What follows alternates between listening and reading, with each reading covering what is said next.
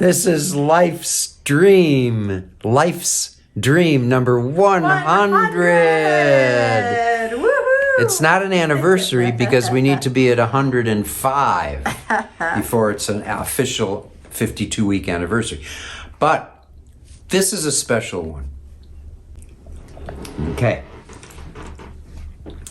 Story time. Life's Dream number 100. Life's Dream, Life's Dream, Live Stream, Life's Dream number 100.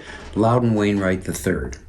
Much of this presentation is going to be a repeat of the 953 West story that everyone loves so much. I chopped it up a little bit with some fearless editing just to make it shorter. And I will share it right now. And then afterwards,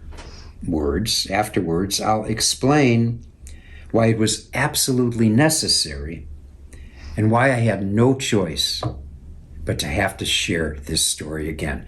So watch the story, enjoy it, and there'll be more explanations afterwards. Enjoy. So that's another hint. And here he is to tell you all about it. Unbelievable story I'm about to share with you. So Richard Harding's Quiet Night on 953 West Belmont in Chicago. Who played there? Besides Siegel Schwal for 4.5 years, Siegel Schwal played there.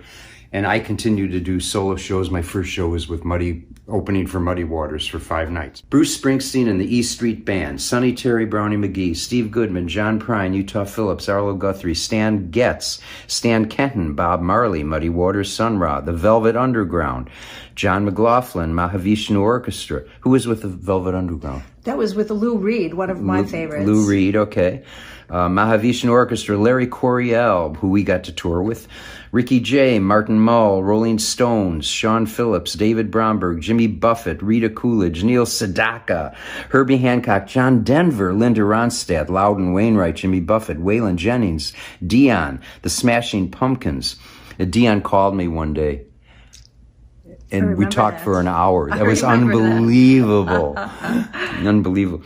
Charlie Mingus, Hoyt Axton, Emmylou Harris, that's another story. Carly Simon, Chris Christopherson, the Talking Heads. Did I say John Denver? Robert Klein. I mean, just everyone played there. And Siegel Schwal being there on Tuesdays, every Tuesday. These people many times would come to see our show or come and sit in with us, but we'd get to hang out with them. It was quite amazing. Even the Rolling Stones, they showed up. Yeah, amazing. So there was a custodian there, a janitor. His name was Eddie Balchowski, Eddie B. Folk hero. Let's show camera 2, and we'll show a photo of Eddie. Eddie lost his right arm just below the elbow. He was an artist and a pianist. Well, he lost his arm. He was part of the Lincoln Brigade, and he fought fascists. So that's how he lost his arm. He was a hero in many ways. Hero, yes. A war hero, an art hero, a folk hero, a human being hero. I just want to add one thing. Please. We wouldn't have these posters if it wasn't for Eddie. This is with Jeff Beck, Sly and the Family Stones, and who was singing with Jeff Beck at the time? That was Rod Stewart. And in those days, he sang with his back to the audience. He had stage fright. And this is with Tracy Nelson, who you all have met. She has performed with Corky's Chamber Blues. Guess who my special guest is with Chamber Blues? Tracy Nelson. So clever. She said, I don't care if I hear another guitar again. She loved it so much. This one is good too. That's from Denver. But that's with Canned Heat. Canned Heat, yes. And this is with Buddy Guy, Siegel Schwal, Buddy Guy, and that was at the Avalon. So Eddie brought these, and we wouldn't have them had he not brought these posters. So thank you. And he was an artist and a pianist, but he continued his music and art with his left arm. And people loved him so much. And of course, they came through the Quiet Night and got to meet him and hang with him. And many people wrote songs about him, including Loudon Wainwright wrote a song where a man lost his arm and found it in heaven, meted up with his arm in heaven. Utah Phillips wrote a song about him, Allie Oda Haynes Jeremiah. Jimmy Buffett and Dion all wrote songs about Eddie Blachowski. So that's how, Important. what a figure this guy Yes. was. We were starting to record for RCA. The first album cover that was recommended to us was like that.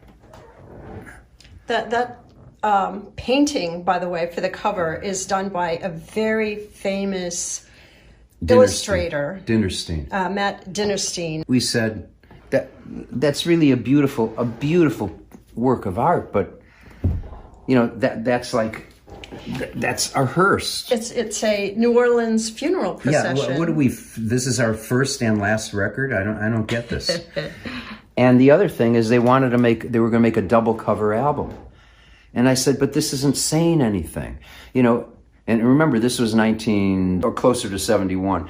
And I said, you know, we should say something with this. We shouldn't just, this paper that we're using, cutting down trees. And, you know, it's a waste, because what are we saying? So I recommended a work of art where on the front cover, Siegel Shaw was sitting by a curb with a drain and smoke in the background and all that kind of stuff. And then on the back cover, we're at the same place, but it's a woods, it's a forest before they had taken the forest down. So the front cover was this. Again, by Matt Dinnerstein. Yeah, Dinnerstein. Gorgeous. And Gorgeous, in the back painting. cover, this was my proposal, and the back cover was going to be this, you know, like before and after. Before, you know, with the horse and the stream, and we're, you know, Jim without his shirt, and here, angular and not the very drain. environmental. Yeah. And then they did some beautiful stuff in the center. But this was my recommendation. Open it up again. I think it's okay. some of my. Yeah, there's my. It's absolutely gorgeous photo. I just wanted to show that famous photo.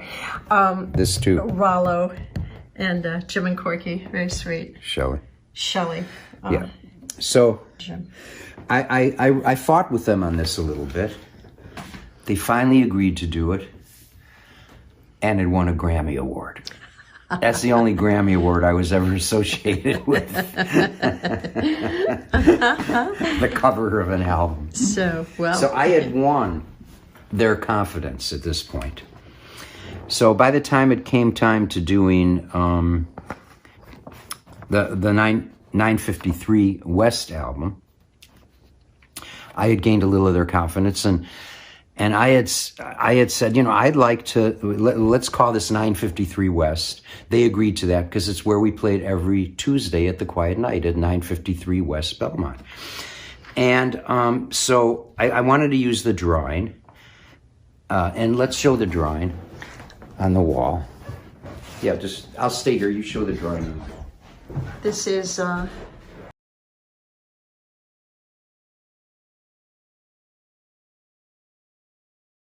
So come back here where I could tell the rest of the story. Okay.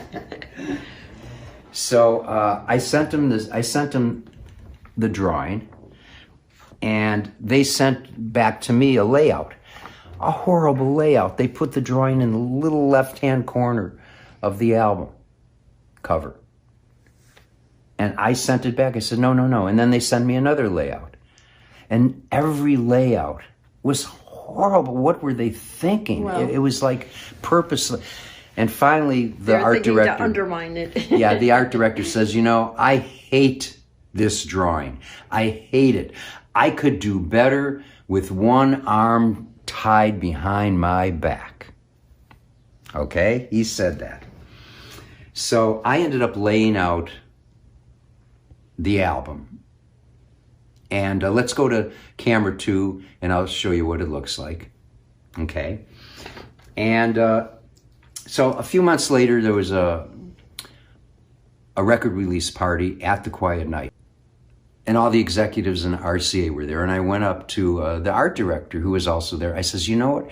Remember the guy that you said you could do better than this with one arm tied behind your back? Well, I have to tell you, what Eddie would do when he greeted people is he would take his stump and insert it into the person's sternum and go like this, hugging the person with his good left arm and going like that.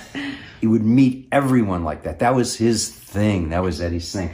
I said to the art director, remember the guy that you said you could do better with one arm tied behind your back? I'd like you to meet him. And as Ken Gore said, I was always willing to wait months for a good punchline. This album cover, for many reasons, became really iconic in my life. And people really love this album. I think it was The Wine by Jim Schwala's on the album. Some great stuff. People love the album. Classic Siegel Schwal. So Dr. L. Subramaniam comes to Chicago in 1999, the great violinist, and asked me to perform with him at what was then called Orchestra Hall. And then I went on tour with him around the U.S. and a number of tours in India since 1999 with great artists like Hubert Laws and Larry Coryell and all these great international artists. When I met Ernie, I was on one side, this was in India, I think it was in Bangalore. I was on one side of the stage. He was all the way on the other side of the stage. I was completely intimidated.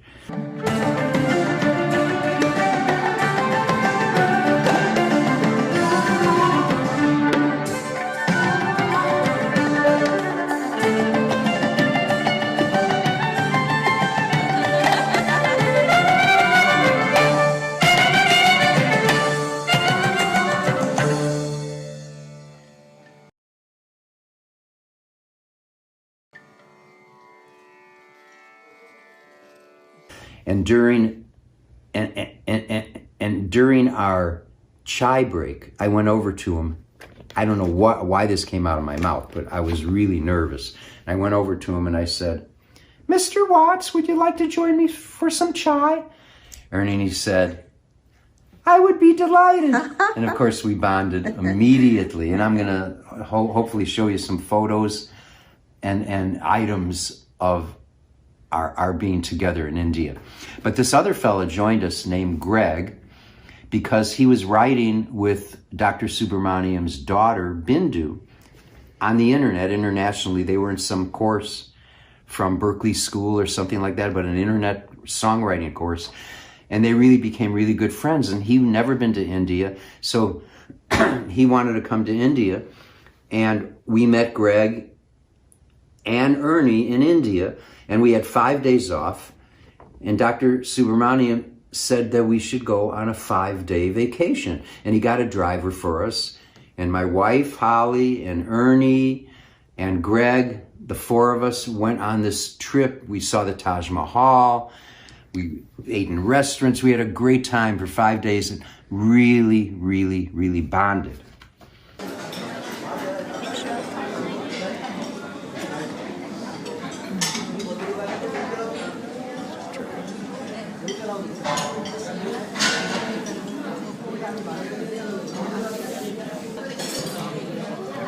Yes. Hi there. This is Ernie Watts, and I'm here to cordially invite you to India.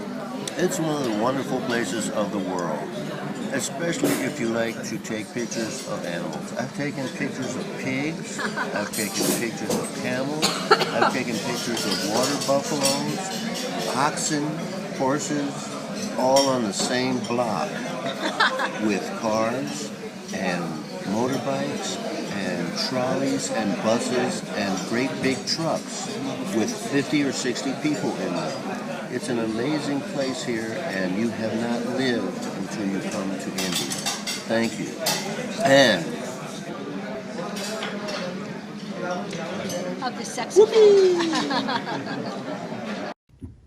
A number of months later, Dr. Subramaniam comes to Chicago and stays with us. And one day he says to me, "Corky, I need to meet Greg." And by the way, I don't know if I said Greg was the owner of the Chicago Bagel Authority. And Dr. Subramaniam said, "I'd like you to drive me there." I says, "Well, what's the address?" And he holds up his phone, note, And right here in very big letters shows up 953 West Armitage. And I went, that's amazing. I was working on getting a CD release of 953 West, and I had it right here. And as soon as he showed me that on his phone, I went, look at this. 953 West. Oh my God. What a synchronicity. And then I said, look at the painting. And I told him the story. So then what happens is we go over, we're really excited, and I left the album in the car because I wanted to make it a surprise. And I show up, and for the first time I see the Chicago Bagel Authority on 953 West Armitage. And I'm really excited to show Greg the album.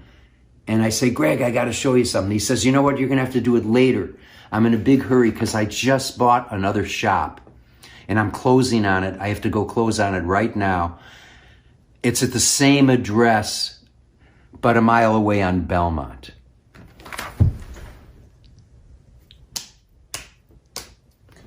The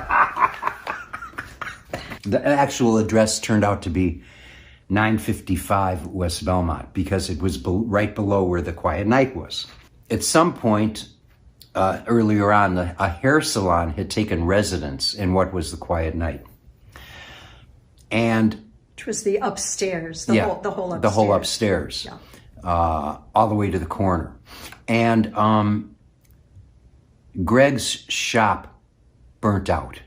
I'd say burnt down, but it was still standing, but a fire burnt everything out, and it burnt out the hair salon upstairs. So he met the owner, of course, of the hair salon, and they decided to reconstruct their businesses and help each other. They ended up falling in love, and they ended up getting married. They have, what, 2 children? Two boys. Two boys, yeah. 2 boys. And so when Ernie comes to Chicago, and when Holly needs her hair done, we all get it done at the Quiet Night.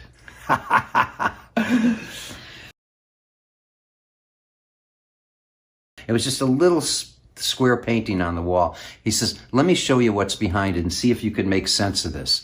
A big cement patch where the bricks were. Somebody took a finger and drew a rendering in the cement. And it was definitely an Eddie B. work, a self-portrait of Eddie B. Unbelievable. And they later built an altar to the Quiet Night. A shrine. My album cover was there. Still is. A poster from the Quiet Night, a picture of the Rolling Stones, and there's a photograph, I'm going to try and find it, of Ernie, me, and Holly, and I think Greg, I don't know, a bunch of us standing in front of the altar. We sort of blocked the shrine, but you can get the idea. That is the story of 953 West. Okay, so we're back. So, pretty amazing story. So yesterday, I sent my final file for the 1 hour and 43 minute extravaganza that I've been telling all you guys about.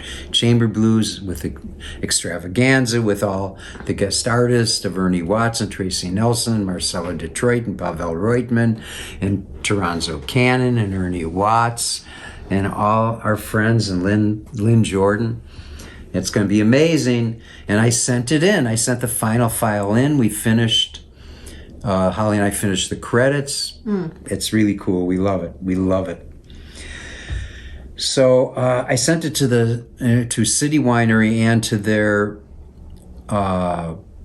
Mandolin, it's called. It's their platform for streaming. But somehow they weren't getting the whole video. They kept reporting back, the video is only 1 hour and 37 minutes. And so I'd send it again, and they say, no, it's still too short. Anyway, this went back and forth, and finally, all the executives there were getting really upset with me, and they said, Corky, you gotta let us know, you sent us a number of files, which is the right one? Is it this one or that one? And I said, it's an hour and 43 minutes. They said, we don't have one that's an hour 43 minutes. So I finally sent, and then at one point they said, we need it now because of tonight's show. Uh-oh. And I'm thinking, our show isn't tonight. And this was Tuesday, so this was Tuesday, February 23rd. I said, our show isn't tonight. Our show is March 6th, Saturday, March 6th. And so I sent them another file, and then they sent me back a file that they changed. What's it called? Begins with a C. I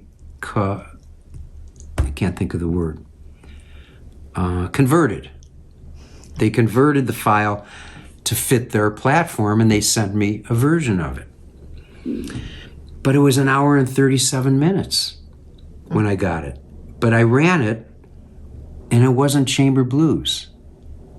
It was Loudon Wainwright. It was his show that he was having on Tuesday, February 23rd, and they sent me his show. In the late 1970s, I invited Loudon over for dinner at my apartment in Uptown. And I saw his set at the Quiet Night, and then I ran home. And the reason I ran home is because Loudon had just sung a song where he expressed his hatred of anything to do with gurus. So I had just been in my first 10 years, it's been almost 50 years now, of studying meditation, philosophy, and psychology with a guru. And so I ran home and hid all my photos of my guru and any hint of anything about meditation or yoga, and I was sure to avoid any talk about it with great effort. Okay, so we had a nice dinner. Many years later, Holly and I were studying for 2 weeks in an ashram in New York State. I had left for just a couple days to play the Winnipeg Folk Festival.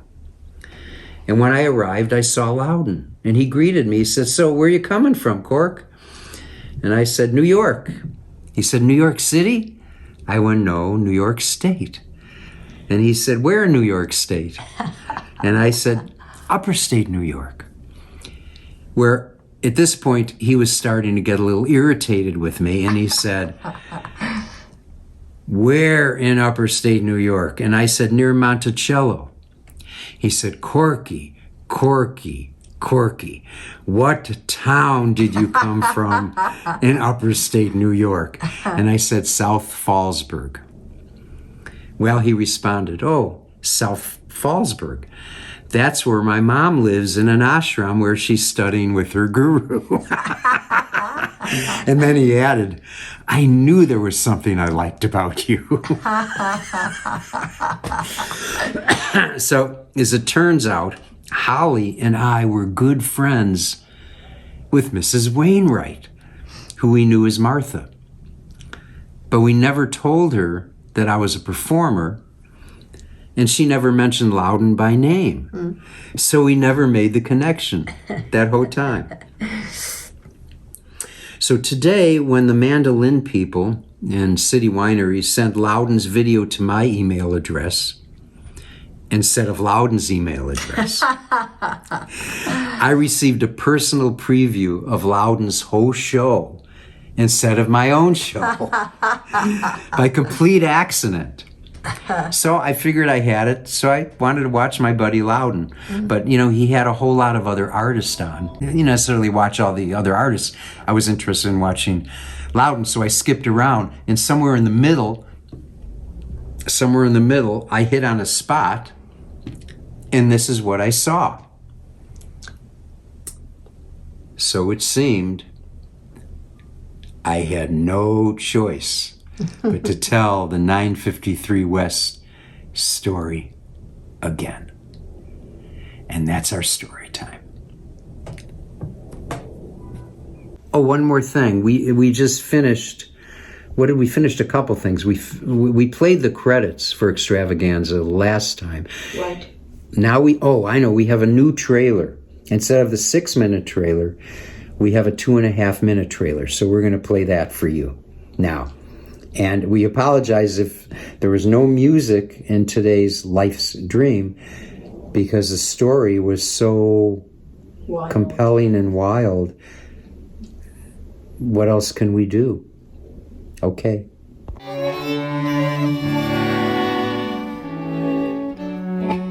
Welcome to Chamber Blues, where two of the most diverse music forms come together and take us to places we've never been before.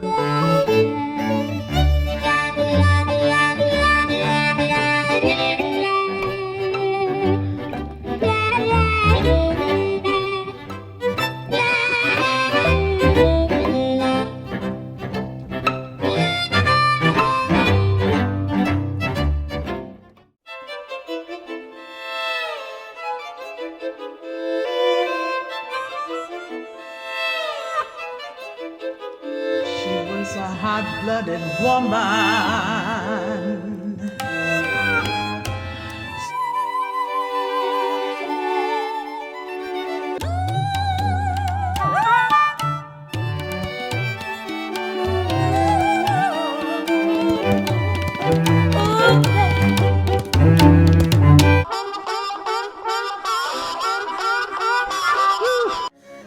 Well, I know your opinion.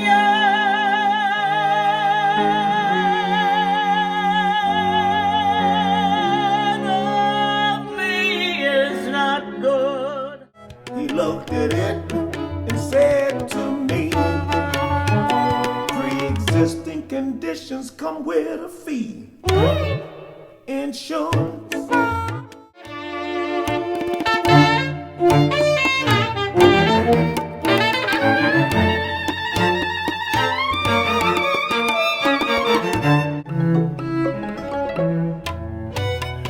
Then I remember. Then I remember all the beauty in this world.